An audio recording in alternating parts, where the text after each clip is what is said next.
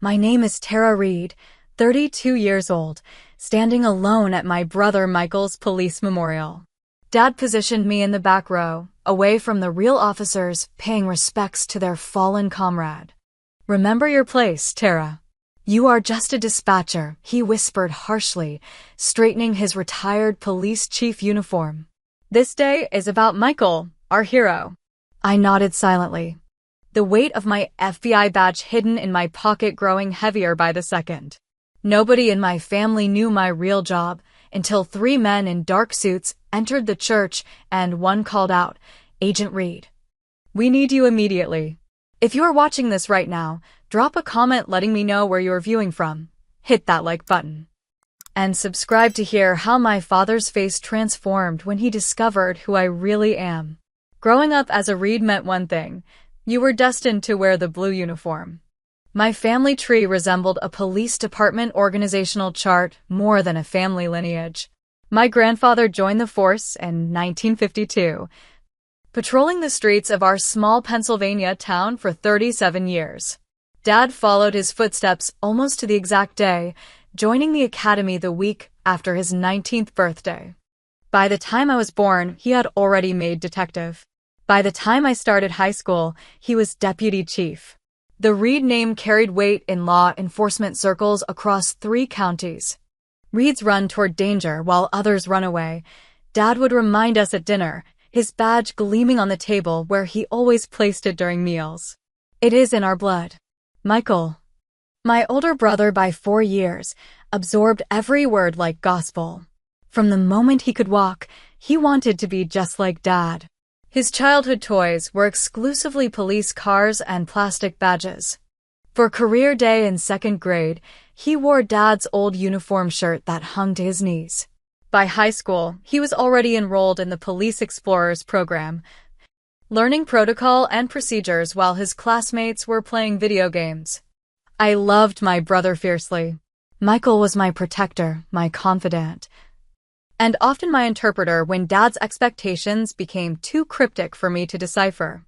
While he embraced the visible, public-facing aspects of police work that Dad celebrated, I found myself drawn to the investigative side. "Mikey gets to ride in the patrol car, why can I not go?" I asked Dad once when I was 9. "Because he is going to be an officer someday," Dad replied without looking up from his case files. "He needs to learn how it works." "I want to be an officer too," I declared, standing as tall as my small frame would allow.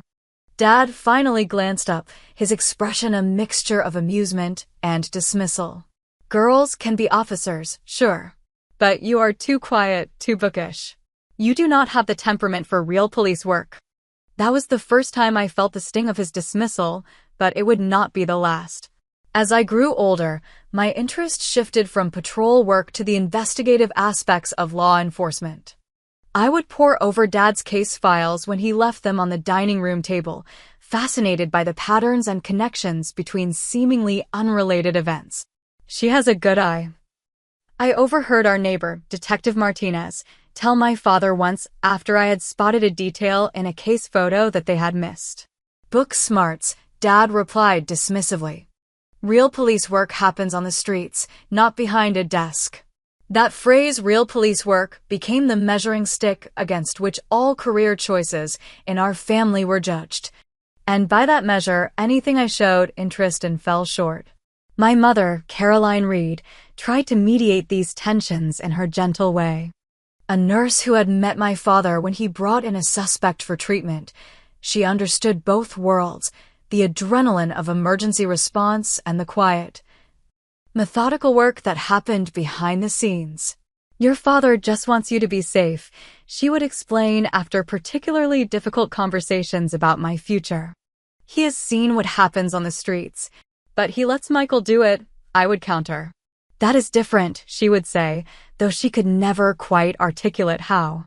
Even my strongest advocate ultimately deferred to Dad's judgment. The defining moment came during my senior year of high school. I had been accepted to Georgetown University with a partial scholarship to study criminal justice with a focus on forensic psychology. The same week, Michael had been accepted to the police academy. At dinner that night, Dad raised his glass in a toast. To Michael, continuing the Reed tradition of real police work. Academy today, detective badge tomorrow. Everyone clinked glasses. No mention was made of my achievement until Mom gently prompted, and Tara has some news too. Oh, right, Dad said, as if just remembering. Georgetown, was it? Good school.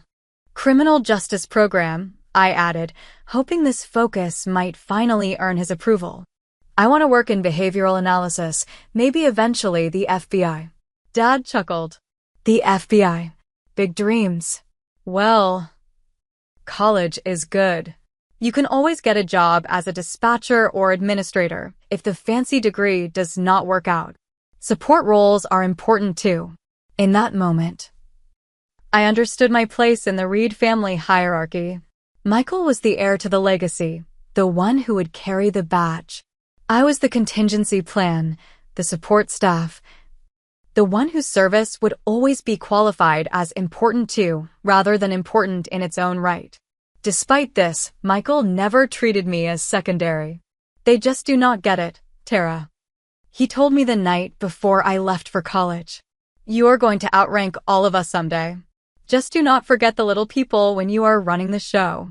His faith in me was unwavering, even when my own faltered. But neither of us could have predicted how prophetic his words would become, or the circumstances under which they would prove true. After graduating from Georgetown with honors, I faced the reality that my academic achievements meant little in the eyes of my family without the accompanying badge and uniform. In a moment of weakness, or perhaps strategic calculation, I applied for a position as a police dispatcher in my hometown. Now that is practical, Dad said when I told him. The first genuine approval I had heard from him regarding my career choices. Good benefits, close to home, and you will learn how real police work functions from the inside.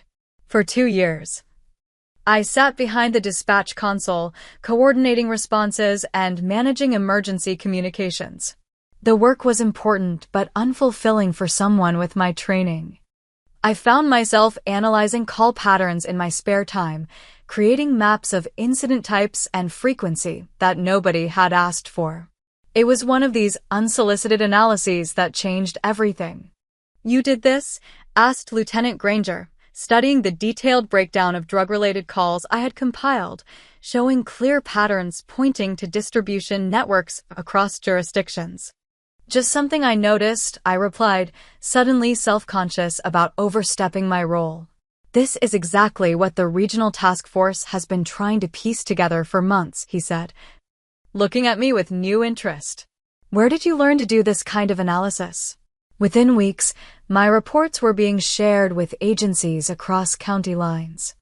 Though officially still just a dispatcher, I was quietly being consulted on investigative strategies. One such report made its way to the FBI field office in Philadelphia, and with it, my name.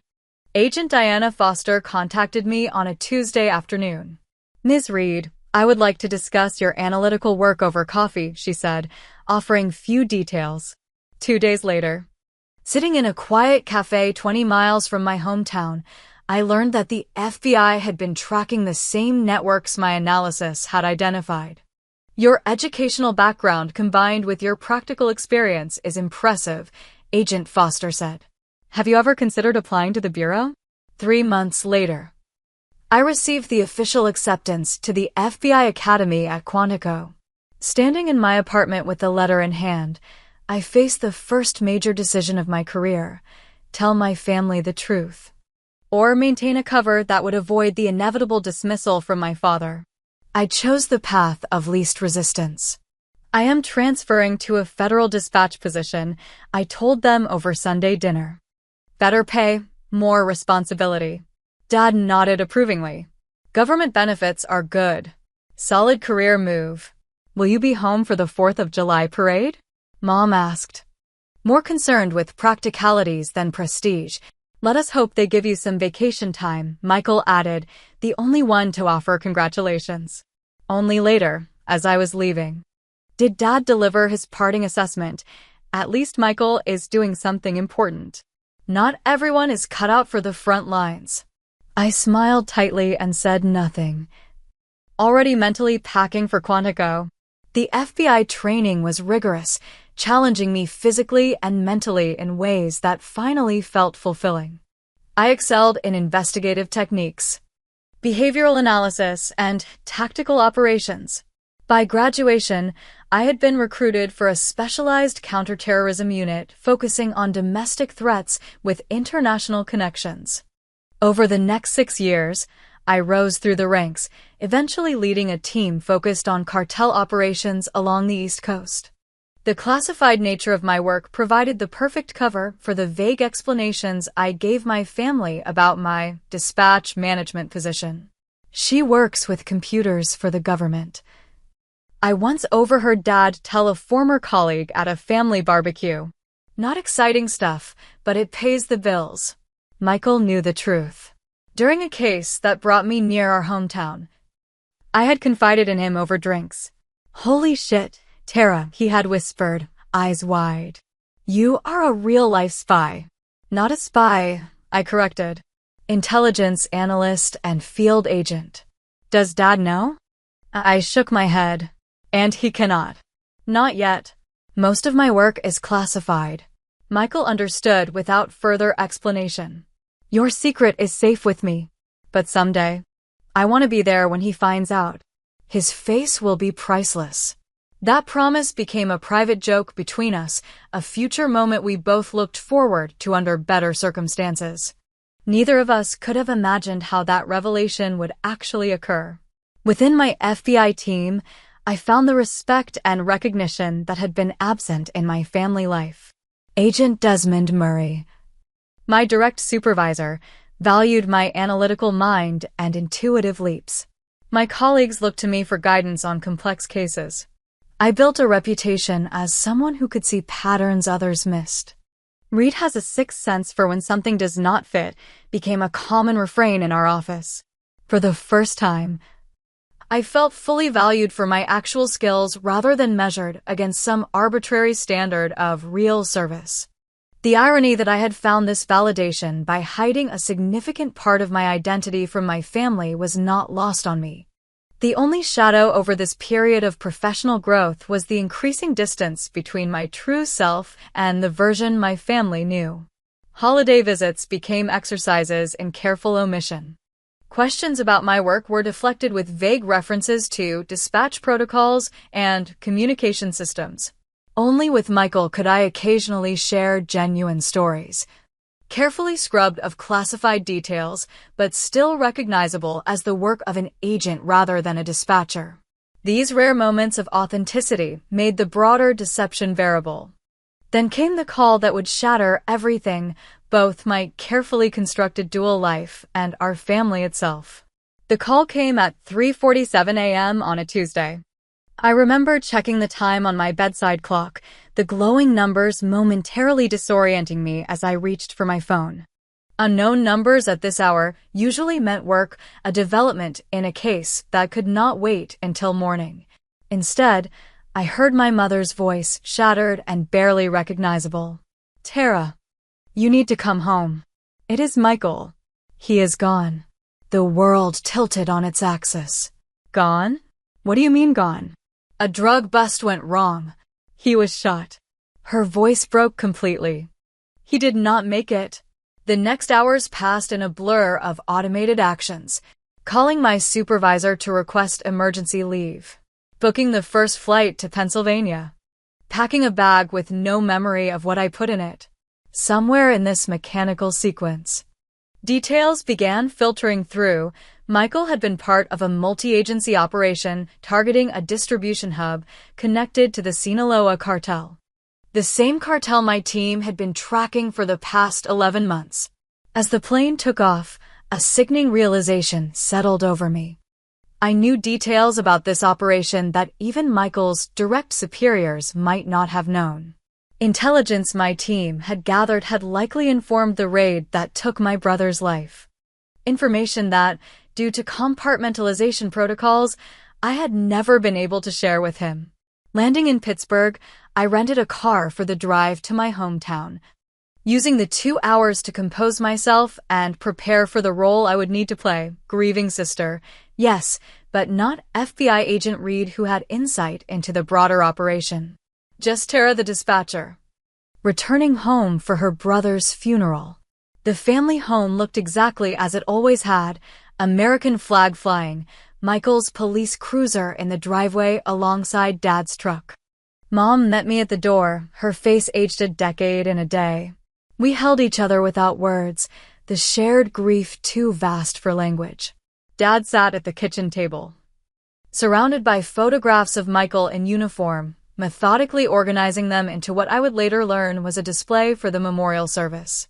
He looked up briefly when I entered. "You made good time," he said, before returning to his task. No hug, no shared grief.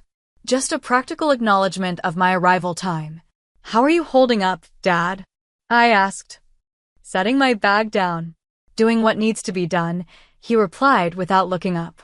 "Michael deserves a proper service, one that honors his sacrifice." The word sacrifice hung in the air between us. In our family lexicon, it had always been reserved for those on the front lines, those doing real police work. Now it had taken on a terrible new meaning. "The department is handling most of the arrangements," he continued. "Full honors, as befits an officer fallen in the line of duty." The chief asked if you wanted to say a few words as his sister. "Of course I do," I said, surprised he needed to ask. Dad finally looked up, his expression a complex mixture of grief and something else, perhaps assessment. "Keep it brief. There will be a lot of officers wanting to speak about working with him, his real colleagues." And there it was, the familiar diminishment. Even in grief, even after flying across the country to mourn my only brother, I was still secondary. Still not quite belonging to this world he had built. "I will keep that in mind," I said quietly, too exhausted to challenge him. The next 2 days passed in a flurry of activity. The memorial service had expanded beyond the original plans, with officers from departments across the state planning to attend. Michael had been popular.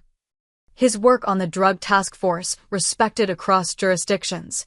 While Dad coordinated with the police department, I found myself handling the civilian aspects, notifying distant relatives, arranging accommodations for out-of-town guests, selecting music that Michael would have liked. Mom moved through these days in a fog of grief, functioning but barely present. On the evening before the service, I found the memorial program on the kitchen counter. Flipping through it, I noticed my name appeared only once, in the list of surviving family members. I was not included among those presenting tributes, despite the chief's apparent inquiry. When I asked Dad about this omission, his response was immediate and defensive. The program was getting too long. We had to prioritize those who served with him. "I am his sister," I said, fighting to keep my voice level. "His only sibling. And you will be recognized as such," he replied. "But the memorial is about honoring his service as an officer. I thought you would understand that." Before I could respond, his phone rang, another call about the arrangements. As he stepped away to take it, I stood alone in the kitchen, a familiar isolation settling over me. Even in death, Michael remained the son who mattered most.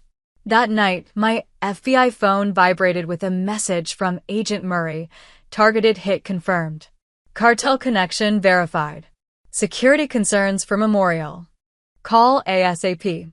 Slipping outside to the backyard of my childhood home, I returned the call, keeping my voice low. "What do we know?" I asked without preamble. "Michael's team got closer than anyone realized," Murray explained. "The bust wasn't random. They were about to expose a direct pipeline from Sinaloa to the East Coast. Our intelligence suggests cartel representatives might attend the memorial for surveillance purposes." My blood ran cold. "You think they would make a move at a police funeral?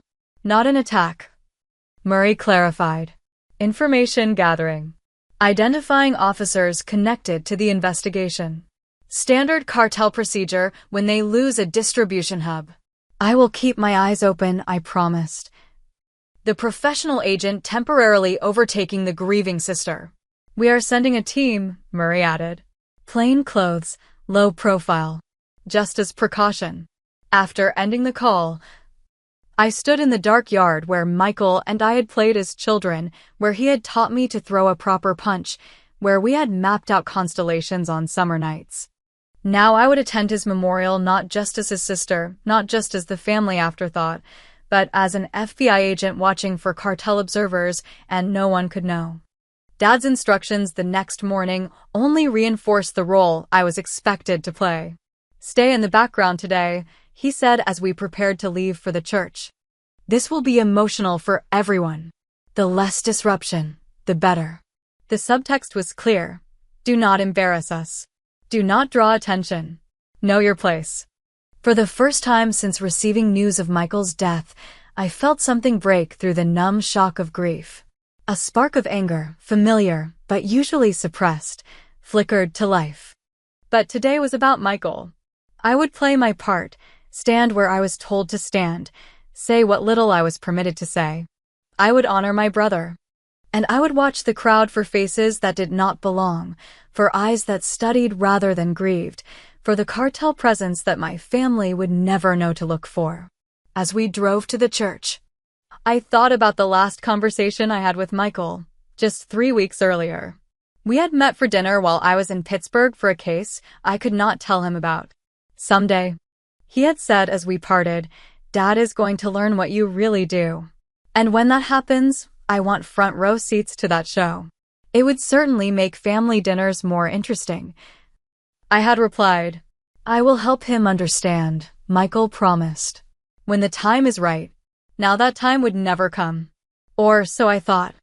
The memorial service for Officer Michael Reed was held at St. Mary's Cathedral, the largest church in our hometown. By 9:30 in the morning, the parking lot overflowed with patrol cars from departments across 3 states.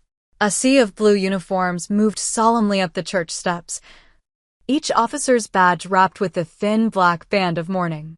Our family arrived through a side entrance, ushered in by the police chaplain and the department's ceremonial team. Michael's casket had already been positioned at the front of the church, draped with the American flag, his dress uniform hat, and white gloves placed precisely atop it. The sight hit me with physical force, making Michael's death real in a way that the preceding days had not. Dad moved with rigid military bearing, his face expressionless save for the muscle occasionally twitching in his jaw. Mom leaned heavily on my arm, her grief too vast to be contained by the stoic Reed family tradition. I guided her gently to the front pew reserved for immediate family, scanning the gathering crowd with both the eyes of a mourning sister and the trained awareness of an FBI agent. As we took our seats, Dad repositioned himself, placing Mom between us. Whether this was coincidental or a deliberate buffer, the effect was the same. I sat at the end of the family row, partially separated from them. The physical arrangement perfectly mirrored our emotional reality. "Remember, keep it together," Dad murmured to both of us, though his eyes rested longer on me. "Today is about honoring Michael's sacrifice properly." The service began with the posting of colors by the Police Honor Guard, followed by the national anthem. Throughout the opening ceremonies, I continued my discreet surveillance of the attendees. Most were clearly law enforcement or family friends, their grief genuine and visible. But 3 men in the back, dressed in appropriate dark suits, but sitting slightly apart from others, triggered my professional instincts. Their attention seemed focused less on the service and more on cataloging the officers in attendance. The eulogies began with Michael's police chief, who spoke of dedication and the ultimate sacrifice. Following him was Michael's partner, Detective Rodriguez, whose composed recounting of their last conversation broke only once, when describing how Michael had shown him pictures of my recent visit. "He was so proud of his sister," Rodriguez said, glancing toward our family pew. "Always talking about how smart she was." I felt Dad stiffen beside Mom at this unexpected mention, this deviation from the narrative of Michael as solely belonging to the police brotherhood. Next came Dad's turn at the podium. Drawing himself to his full height, the retired police chief addressed the gathering with the authority of both professional rank and paternal grief. "My son followed in a proud tradition of Reed men who have worn the badge," he began, his voice steady. "3 generations of service, of running toward danger while others run away." He spoke of Michael's childhood determination to become an officer, his graduation from the academy, his rapid rise through the ranks. Every anecdote reinforced the central theme. Michael was a true Reed, doing the real work of law enforcement. He leaves behind his mother Caroline, who supported his dangerous career with the quiet courage only a police wife understands. Dad continued. And his sister Tara, who works as a police dispatcher in the federal system. That was it. My entire existence and contribution to the family legacy summed up in a partial job description. Not even accurate, but close enough in Dad's mind to not warrant further detail. As Dad returned to his seat, I fought to maintain my composed expression. The familiar hurt mingled with my grief, creating a toxic brew that threatened to overflow. Mom reached for my hand, perhaps sensing my struggle, but Dad immediately required her attention, asking for a tissue. The service continued with more tributes from fellow officers.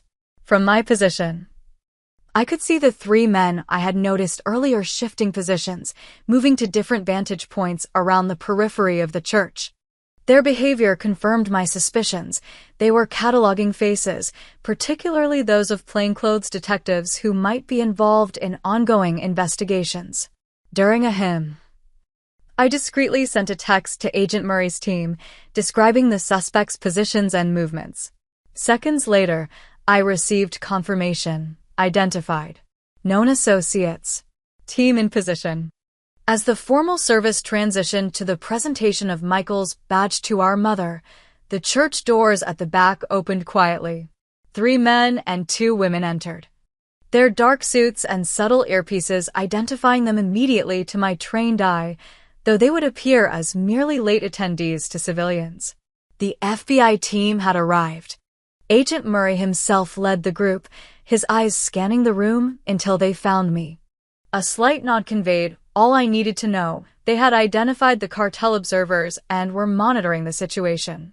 Dad was now receiving the folded flag that had draped Michael's casket, his face finally betraying emotion as he clutched the triangular package to his chest. In this moment of vulnerability, I felt my anger soften. Whatever our differences, his grief was as real as mine. The final speaker was the mayor, who announced the posthumous awarding of the Medal of Valor to Officer Michael Reed. As he invited our family to stand for recognition, Dad motioned for me to stay seated. "Just immediate family for this part," he whispered. I felt as though I had been slapped. "I am immediate family," I responded, loud enough that several nearby officers turned to look. Dad's expression hardened. "Do not make a scene, Tara. Not today." Something in me finally broke. The cumulative weight of years being diminished, combined with grief and professional tension, pushed me past my normal threshold of compliance. I stood anyway, taking my place beside my mother as the mayor presented the medal. From this new vantage point, I had a clearer view of the cartel observers. One was now openly photographing the ceremony with a small camera, ostensibly as any attendee might, but with his lens focused more on the gathered officers than the proceedings. At that moment, Agent Murray made direct eye contact with me from across the church. A subtle gesture indicated he needed to speak with me. The team was ready to move. As the formal portion of the memorial service concluded and attendees began to move toward the reception area, I felt the familiar tension of operating in 2 worlds simultaneously. The grieving sister needed to stay with family, accepting condolences and honoring Michael's memory. The FBI agent needed to respond to Murray's signal and address the security threat that most people in the room were completely unaware of. Dad's voice cut through my internal conflict. "We will receive condolences as a family," he instructed, positioning himself and Mom at the head of the receiving line. Tara, perhaps you could help with the guest book. Make yourself useful somewhere in the back. The dismissal was so practiced, so casual in its diminishment, that under normal circumstances I would have complied automatically. But these were not normal circumstances. I will be right back, I said instead. I need to speak with someone first. Dad's face darkened. Now is not the time for your networking, Tara. Show some respect. This is not about networking, I replied, keeping my voice low. This is about Michael. Before he could respond, I moved away, weaving through the crowd toward where I had last seen Agent Murray. Several officers I did not recognize stopped me with kind words about Michael, each interaction slowing my progress and increasing my anxiety about the developing situation. I spotted Murray near the side entrance, engaged in what appeared to be casual conversation with one of his team members. As I approached, his expression remained neutral, but I recognized the tension in his stance. We have positive identification on 3 Sinaloa associates, he said without preamble when I reached him. They are here gathering intelligence on the task force, documenting which officers from which jurisdictions are connected to the investigation. Standard cartel procedure, I agreed, automatically slipping into agent mode. Are we moving on them? We need to do this carefully, Murray cautioned.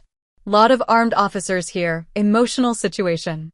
The last thing we want is a confrontation inside a memorial service. I nodded, understanding the delicacy of the situation. What do you need from me? Local cooperation. These officers do not know us, but they know you as Michael's sister. We need someone to liaise with the ranking officers present, brief them discreetly, and coordinate a quiet extraction of the subjects. It was the logical move tactically, but it would mean revealing my true role to everyone present, including my father. After years of secrecy, the revelation would come in the most public and emotionally charged setting possible. There is no other way? I asked, though I already knew the answer. Murray shook his head. Not with this many jurisdictions present and this little time. One of the subjects just received a text and appears to be preparing to leave. We need to move now. Taking a deep breath, I nodded. I will speak with Captain Winters. He is the highest-ranking officer from Michael's department. As I turned to find Winters, Murray placed a hand on my shoulder. I am sorry about the timing, Reed. I know this is not how you wanted your family to find out. The genuine concern in his voice nearly broke my carefully maintained composure. Just doing the job, sir, I managed. The professional mask slipping back into place. I spotted Captain Winters speaking with a group of officers near Michael's memorial display. As I approached, I became acutely aware of my father watching from across the room, his expression a mixture of confusion and disapproval at my apparent disregard for his instructions. Before I could reach Winters, however, events accelerated. One of the cartel observers had separated from the others and was moving rapidly toward an exit. Agent Peters, part of Murray's team, was tracking him while appearing to examine a floral arrangement. Murray made a decisive gesture, and his team began converging from different points around the church. The movement was subtle but purposeful. Anyone with tactical training would recognize it immediately. Several officers did notice, their hands instinctively moving toward their service weapons. The potential for chaos escalated with each passing second. Murray strode directly toward me, no longer attempting to be discreet. In that moment, I knew what needed to happen. The careful separation of my 2 lives was about to end. As Murray reached me, he spoke clearly enough for those nearby to hear. Agent Reed, we need you now. Subjects are moving. The effect was immediate. Officers within earshot turned to stare. A ripple of confusion spread through the nearby mourners. And across the room, my father's face transformed into an expression I had never seen before, shock stripped of all his carefully maintained control. Captain Winters, I said, turning to Michael's superior officer who had witnessed the exchange, I am Special Agent Tara Reed, FBI. Those three men in the back are cartel associates here gathering intelligence on officers involved in the task force that Michael was part of. My team needs to remove them quietly without disrupting the memorial. To his credit, Winters processed this startling information quickly. What do you need from us? A perimeter. Quiet containment. No visible movement that would alert them. Winters nodded, immediately signaling to his lieutenants while keeping his voice low. Secure the exits. Plain clothes only. No uniforms approach the subjects. As Winters coordinated with his officers, I became aware of my father pushing through the crowd toward me, his face a storm of conflicting emotions. But there was no time to address the personal revelation. The operation had to come first. Agent Reed, Murray called, "We need your confirmation on the primary subject." I moved swiftly to join Murray near the side entrance, where one of the cartel observers was being discreetly contained by Peters and another agent. The subject's eyes widened in recognition when he saw me not as Michael's sister, but as someone he recognized from intelligence photos. Antonio Varga, I confirmed. Mid-level, Sinaloa lieutenant. Previously identified in the Harrisburg operation last year. The professional confirmation, delivered in front of dozens of police officers and my approaching father, permanently shattered any possibility of maintaining my cover. There was no going back now. Murray nodded. We have the other two secured outside. Local FBI field office is sending transport. By now, my father had reached us, his face ashen. Tara, what is going on here? Who are these people? Before I could respond, Murray extended his hand. Chief Reed. I am Supervisory Special Agent Desmond Murray, FBI Organized Crime Division. Your daughter is one of our most valuable agents. She has been instrumental in the larger investigation connected to the operation your son was involved in.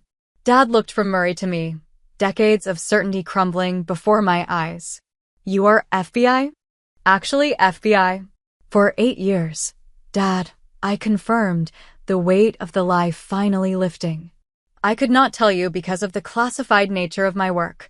Around us, officers who had known me only as Michael's sister, the dispatcher, were processing this revelation with varying degrees of surprise. Rodriguez, Michael's partner, actually laughed. That explains a lot, he said. Mike always got weird when we asked too many questions about you. Said you were just a dispatcher, but with this looked like he was enjoying some private joke. The mention of Michael brought the reality of the day crashing back. We were still at his memorial service. There would be time for personal reckonings later. Captain Winters, I said. Turning back to the operation at hand, we need to complete this extraction without disrupting the memorial further. My brother deserves that respect. Winters nodded, immediately refocusing on the tactical situation. With practiced efficiency, the remaining cartel observers were quietly escorted from the church through side exits. The operation conducted so discreetly that most attendees remained unaware anything had happened. As the immediate crisis resolved, I found myself standing face to face with my father in a moment neither of us had prepared for. The man who had spent decades dismissing my career choices, diminishing my contributions, and relegating me to the background now stared at me as if seeing a stranger. All this time, he said finally, his voice barely audible, you let me believe you were just a dispatcher.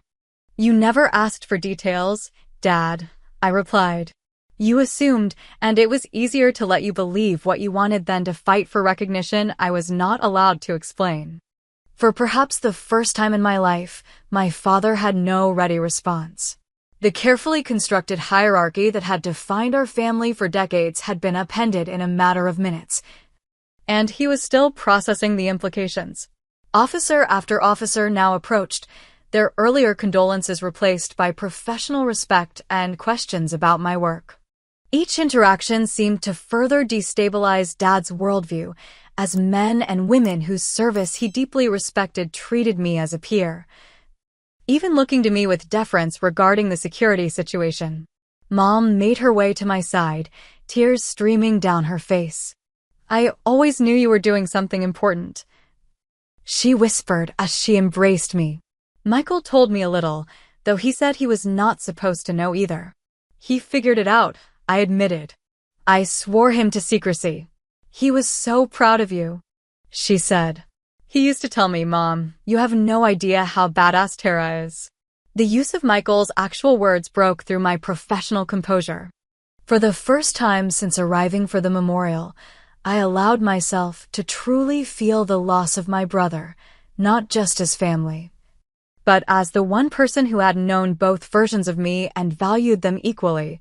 As the memorial service transitioned to its conclusion, I found myself in an entirely new position within the Reed family narrative.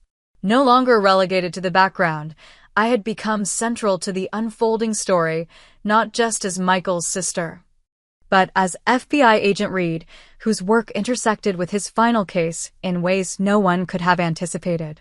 Dad stood alone near Michael's casket, his usual commanding presence diminished by shock and newfound uncertainty. For the first time, I recognized something in his expression that I had never seen directed toward me before. Respect tinged with confusion, and perhaps a dawning recognition of how profoundly he had misjudged his own daughter. With the cartel observers secured and transportation arranged, the immediate security threat had been neutralized. Murray pulled me aside as local FBI field agents took custody of the subjects. We will handle processing and initial interrogation, he assured me. You should stay with your family. This is still your brother's memorial. I nodded gratefully.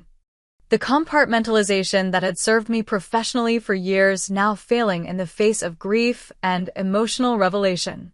Thank you, sir. Take the time you need, Reed, he added. The case will be waiting when you are ready to return. As Murray and his team departed, I turned back to the memorial service, which had continued despite the discreet operation at its periphery.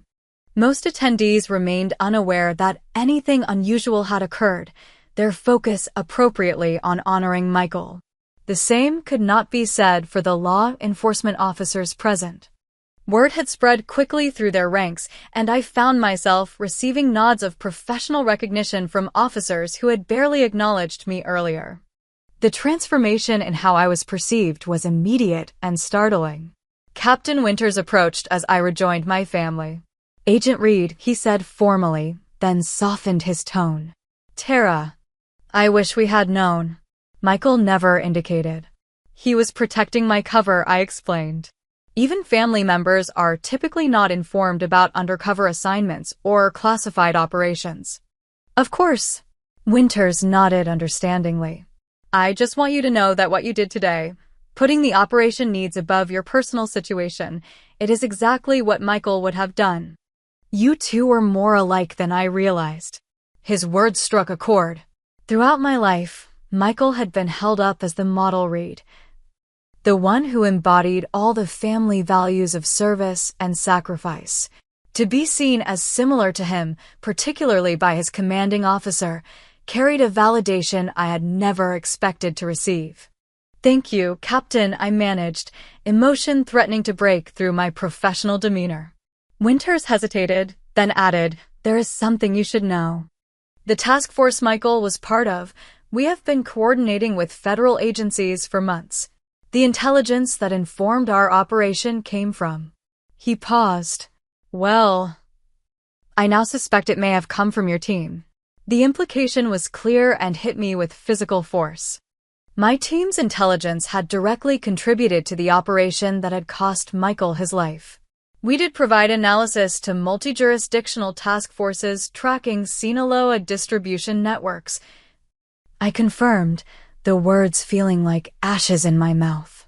Operational details would have been sanitized before reaching local departments.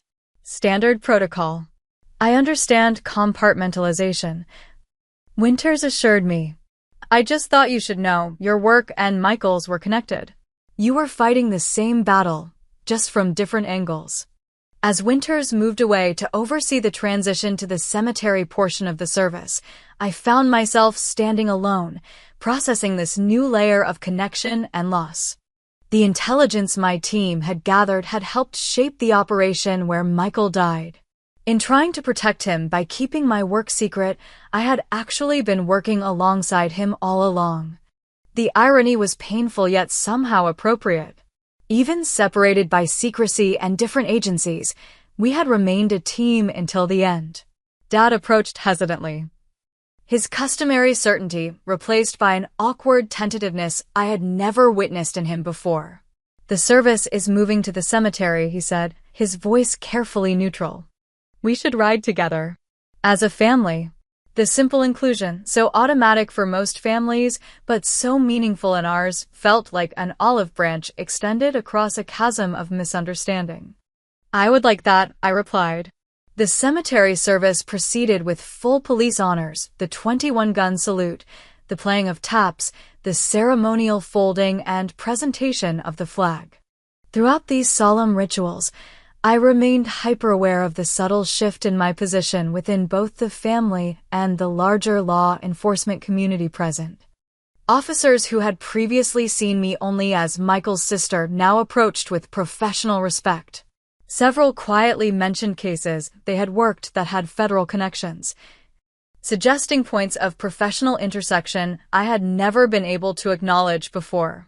"Your brother mentioned once that you had helped with the Wilson trafficking case," Detective Sanderson told me quietly. Said he could not explain how or why he knew that. "Makes sense now." These revelations created a strange dissonance. Grief for Michael intermingled with a belated recognition of my own professional identity. The latter felt almost inappropriate under the circumstances, yet it was undeniably transformative. Years of being diminished were being rewritten in real time. Dad observed these interactions with an unreadable expression. The man who had spent decades confidently assessing and categorizing everyone's contributions now seemed lost. His framework for understanding his own family fundamentally altered. As the cemetery service concluded and attendees began to disperse, several of Michael's closest colleagues gathered around our family to share more personal memories. Their stories revealed a side of my brother I had glimpsed but never fully known, his leadership on difficult cases, his mentorship of younger officers, his unwavering integrity. "He talked about you all the time," Officer Chin told me. "Always said his sister was the real brains of the Reed family. But we could never figure out why a dispatcher would need that many advanced degrees." She smiled sadly. "He knew, did not he?" "He figured it out," I confirmed. "Made me swear not to tell anyone that he knew." "Classic Michael," Rodriguez added. "Could keep a secret better than anyone." As the gathering thinned, Captain Winters approached our family once more. "We have organized a more informal reception at Michael's favorite restaurant. Nothing official. Just his close colleagues remembering him the way he would have wanted." Mom looked to Dad, who nodded. "We will be there," he confirmed, speaking for all of us as he always had. As we walked back to the family car, Dad fell into step beside me, maintaining an unusual silence. Finally, as we reached the vehicle, he spoke. "I do not know what to say to you," he admitted. The words clearly difficult for him. 8 years, Tara. 8 years of believing one thing about my own daughter, and now you know the truth," I finished. "Or part of it, at least. And the rest is still classified," I said gently. "Some of it always will be." He nodded slowly, processing this limitation. All those times I talked about real police work, about the front lines. His voice trailed off, the implicit apology hanging unspoken between us. "We are all on the front lines now, Dad," I replied. "Just different fronts in the same fight." For the first time that day, perhaps the first time in years, my father really looked at me. Not as his daughter who had chosen a support role, not as the family member who had strayed from the Reed tradition, but as a professional whose service he was finally beginning to understand. "Your brother knew, did not he?" he asked suddenly. "About the FBI?" "Yes," I admitted. "He figured it out about 3 years ago." Dad laughed unexpectedly, a sound startling in its genuineness. "He always could read people better than me." Stubborn old cop, set in my ways. The momentary lightness faded. "He was proud of you, Tara." He told me that, though he never explained why. Said someday I would understand. As we drove to the restaurant, I looked out at the town where both Michael and I had grown up, where we had forged such different paths that ultimately converged in ways none of us could have predicted. The grief remained overwhelming, but alongside it grew something new, a sense that Michael's death, however tragic, had finally allowed the truth of my life to emerge from the shadows. The barriers that had separated the compartments of my existence were dissolving, bringing pain but also an unexpected liberation. For the first time since joining the FBI, I could begin to imagine a future where I would not have to choose between my professional identity and my place in the Reed family legacy. The days following Michael's memorial service unfolded in a strange new reality. The carefully maintained separation between my FBI identity and my family life had collapsed entirely, leaving us all to navigate unfamiliar terrain. Dad oscillated between periods of stunned silence and bursts of questions about my work, most of which I still could not fully answer. 8 years. He would repeat, the number becoming a measure of his failure to truly know his daughter. 8 years in the FBI, and I never suspected. Mom adjusted more readily, perhaps because she had already suspected something beyond my dispatcher cover story. Michael hinted at it, she admitted during a quiet moment alone. He said you were doing important work that you could not talk about.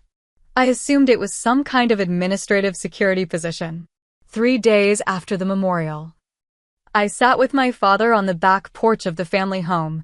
The evening was cool, the sun setting behind the same trees that had shadowed our childhood games. Dad nursed a glass of the whiskey he reserved for special occasions, its level notably lower than when he had started. "Why did you not tell me?" he finally asked. The question that had clearly been weighing on him since the revelation. Was it really all classified, or was it? He trailed off, unable to complete the thought. It was both. I answered honestly. The work itself is classified, yes. But I also knew how you would react. Or thought I knew. How do you think I would have reacted? His voice held genuine curiosity rather than his usual defensiveness. With skepticism, I said. With questions about whether it was real FBI work or just some desk job with a fancy title.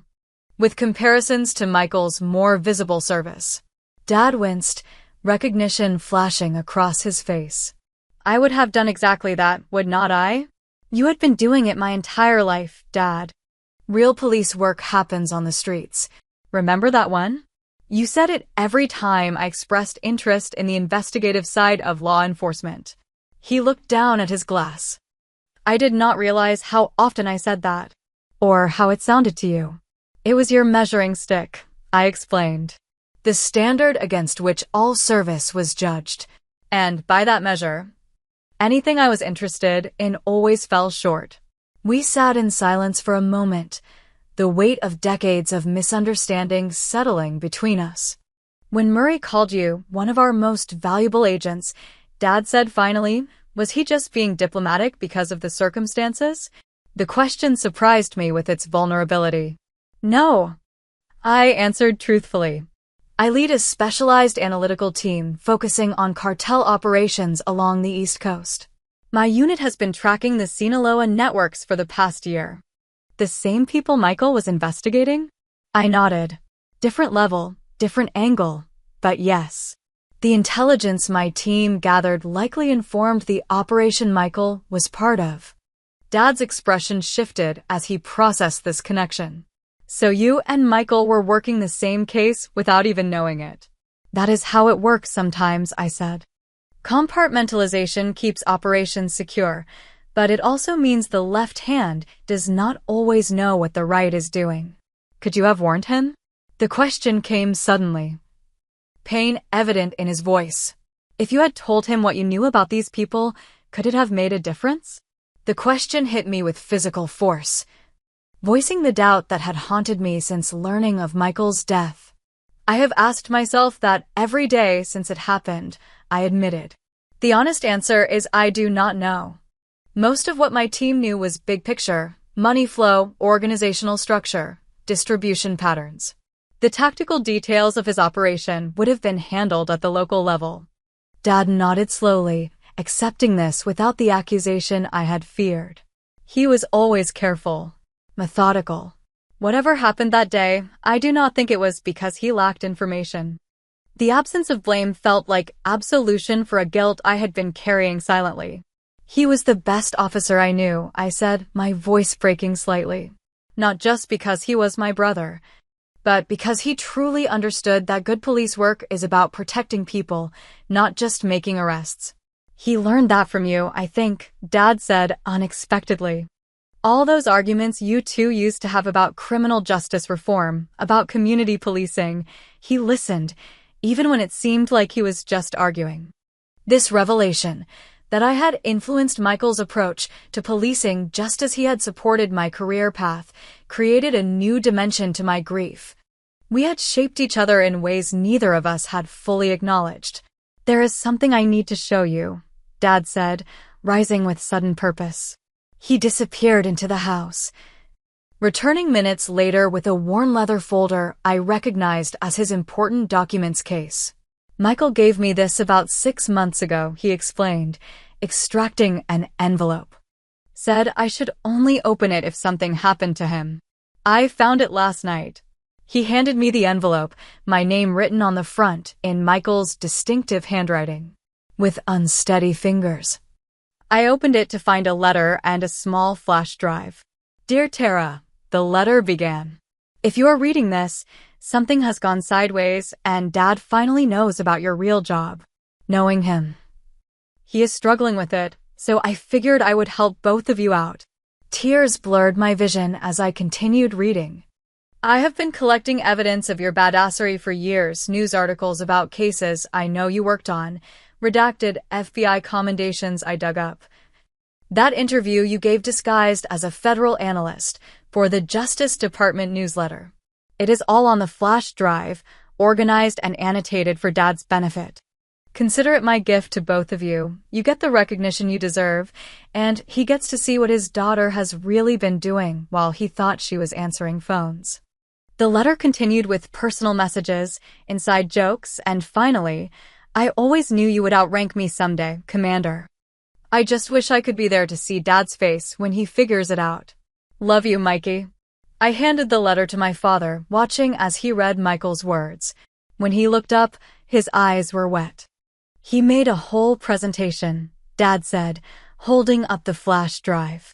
Complete with video introduction.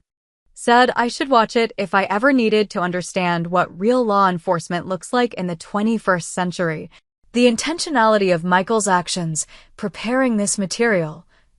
Anticipating both my need for recognition and Dad's need for concrete evidence, was so perfectly, painfully him. Even in death, he was trying to bridge the gap between his father and sister. We could watch it together, I suggested. When you are ready. Dad nodded, carefully returning the flash drive to the envelope. Not tonight, but soon, as darkness fell completely. We sat in a silence more comfortable than any I could remember sharing with my father. The reconciliation between us remained incomplete, the habits of a lifetime not easily changed. But Michael's final gift had created an opening, a possibility of a new understanding. I need to return to work next week, I said eventually. The case is still active. The case connected to Michael's? Yes. Different aspects, higher-level targets, but connected. Dad considered this. Will you be able to tell me about it? When it is over. Some of it. I said honestly. Not all, but more than before. He nodded, accepting these limitations in a way the old Chief Reed never would have. I want to know what you can share. About this case. About your work. I have missed 8 years already. The acknowledgement of loss, not just of Michael, but of the relationship we might have had if not for misunderstanding and secrecy, hung between us. It will not bring him back, I said softly. No, Dad agreed. But it might help us honor him properly. Both sides of his legacy, the visible service everyone saw. And the brother who supported his sister's invisible battles. 2 days later, I prepared to return to Washington. My leave was ending, and the investigation needed my attention.